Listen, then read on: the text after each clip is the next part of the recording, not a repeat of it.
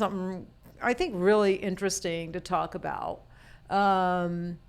And I think it will be really educational too, because I think a lot of people that own their own studios, have their own businesses, have artists under them in their studio or a staff or whatever, may have gone through this or will at some point, right? I think everybody goes through this. So you've been, I'm going to teach you for a minute. So you've been in your own studio for how long? February? Yeah, so February. So like 4 months? Like 4 months? Yeah. And you just had to fire your first person. Yep. I know. Look, when I jump in, I jump all the way in. Okay? I know. And this was an apprentice. Yes. So you brought on 2 apprentices, and you're trying to do like what I tried to do a few years ago, and it didn't work for me. You know that. I told you it didn't work for me. I freaking hated it. But you're trying to, they're apprenticing, but you're also trying to have them like also work part-time, like answer the phone and do your booking and whatnot like that. Yes. So they're partly front desk working and apprenticing to be an artist as well. So I tried that 2 or 3 times, and finally I'm like, I'm never doing that again, and I'm keeping it super separated. Your front desk. So now when we do interviews, it's like, do you have any desire at all to be a PMU artist? If they say yes, I'm not interested. No, I gotta keep it super separated now. Yeah. So is that working for you so far? I guess I don't really know yet. Well, one is. One is what I'm learning. I feel like from it is if you're gonna be in a situation like that, you have to be extremely specific. Yeah. So because I've kind of talked out loud, I tell Victor like everything. So I talked out loud a few times, and he was even like, he's more badass than I am. He was like, tell them they can only watch 1 procedure a day, and then they have to do front desk duties the rest of the time. Yeah. Like he was being very specific, but I do notice that because I finally went through and like yesterday it took like 3 hours, but literally wrote down every single task. So they have like a checklist now to follow to get that stuff done. But they, I don't tattoo until 10:30. So they have an hour to an hour and a half in the morning of like free time, which is all that crap that you don't want to, that we don't want to do. So they come in and they should be able to get all that stuff done in that time. So then they can watch the rest of the day if all those tasks are done. So I'm figuring out that you have to be very extremely detailed, because if you're not. Yeah. Well, because being an artist and learning to be an artist is way funner. Yes. Than admin duties and front desk duties. And that was my problem. They want to be more in the procedure room and cleaning clients and doing that rather than front desk duties. Right. And then once they start, and this is where you might start having a real issue, is when they actually start getting hands-on, which they haven't gotten hands-on yet. No, right? Not yet, no. So once they start getting hands-on, they want to start booking models, and then there goes your front desk girl, because now they're like, so it gets hard and it gets complicated, So I think I have a kind of. We're gonna see. You got a plan? Kind of, yeah, kind of. I mean, I feel like the plans. Well, we could learn from each other. The plans change day by day. So I don't know. I have an idea of a plan that I'm thinking. Because we've started booking models. So she has her first model at the end of next month. Okay. But designated day, because I kind of took that from you. Designated days tattooing. So then, because Lord knows I don't want to tattoo all day you every have day to anymore. do that, because you still, like when I was raising Michonne and Amber, I still had a clientele. I still have to get my work done and do my things. And plus, I had LY and all that stuff. So it's so time consuming. You got to take time out of your own personal work schedule to be there. And Amber, their first few models, you're in that room for like 3-4 hours. It's half your day. Tiring, yeah. And it's tiring. And I had like 3 of you, for I couldn't even imagine. A good long while, yeah. But I made it through. I couldn't even imagine. I know. Well, I was younger then. So my goodness. I had all this.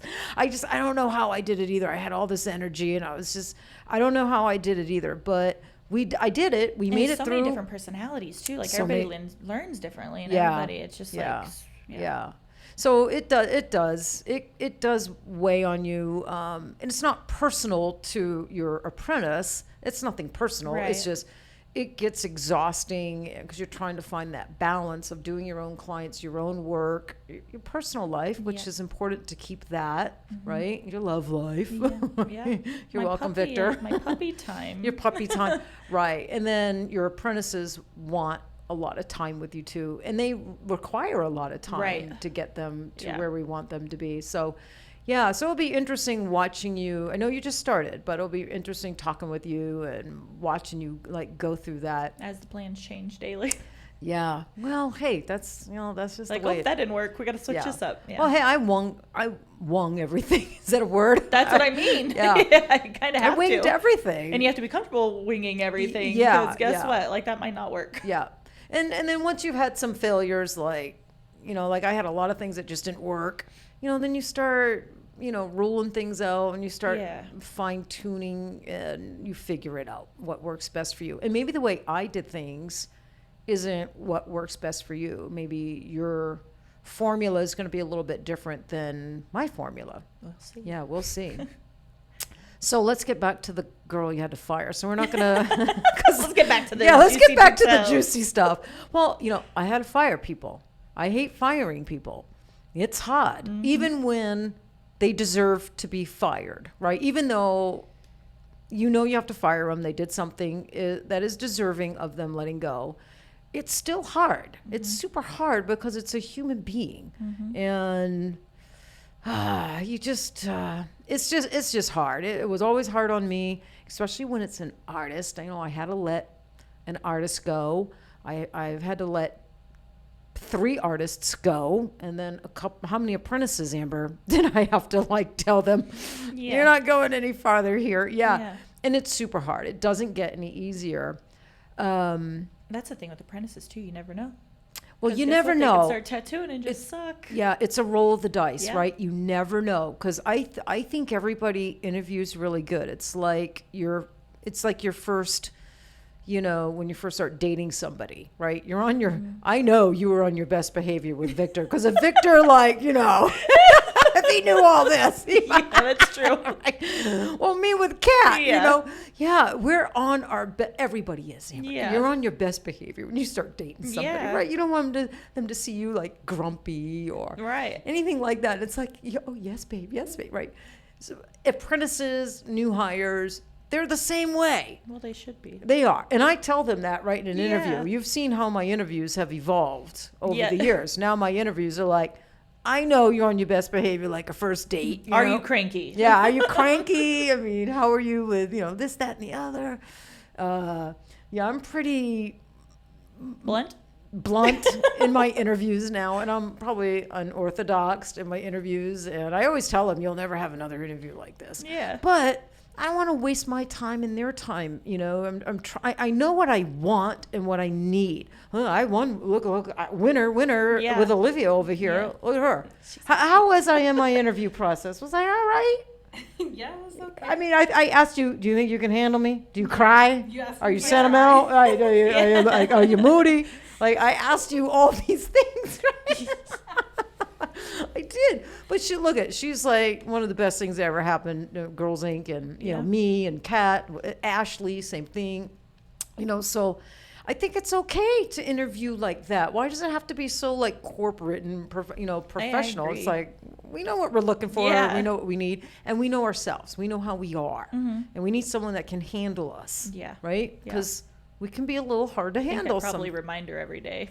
the one I have. Is that bad to say? The one I have left. Yeah. I tell her every day. I'm like, I'm just having a moment. Just let me have my moment. No, it's okay. Well, we had a rule here at Girls Inc. Remember? Yes. If you're moody that day, just announce it. Just announce it. Come in and say, look. But don't go in your room and close your door, because they'll come knocking. So that doesn't work. Yeah. No, it doesn't. No. But you just look, we're women, we're artists, we're creative.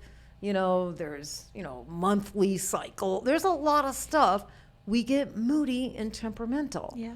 So I think a good rule is just announce it. So we know, okay, Amber's in a mood today. She announced it. Yep.